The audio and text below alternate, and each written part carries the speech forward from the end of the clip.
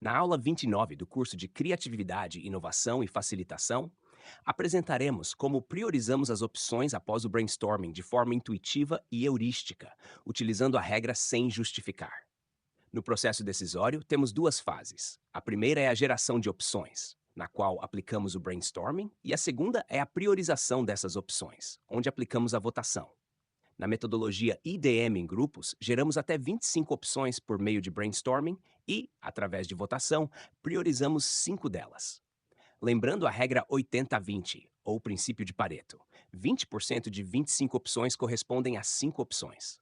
Para o processo de priorização, fornecemos 3 adesivos a cada participante, que deve colá-los nas opções escolhidas, sem justificar suas escolhas. Os participantes também podem concentrar seus 3 votos em uma única opção, ou podem distribuir os 3 votos entre apenas 2 opções. O processo de priorização por meio de votação sem justificativas, utilizado no IDM, favorece uma abordagem intuitiva e heurística para a escolha das 5 opções. Essas opções serão avaliadas e justificadas na próxima etapa do processo decisório.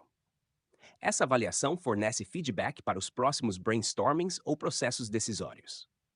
Durante um IDM, aplicamos o brainstorming em média 5 vezes.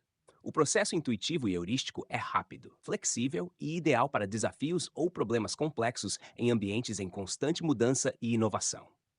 Encerramos a aula 29 do curso de Criatividade, Inovação e Facilitação. Nesta aula, apresentamos o processo de priorização.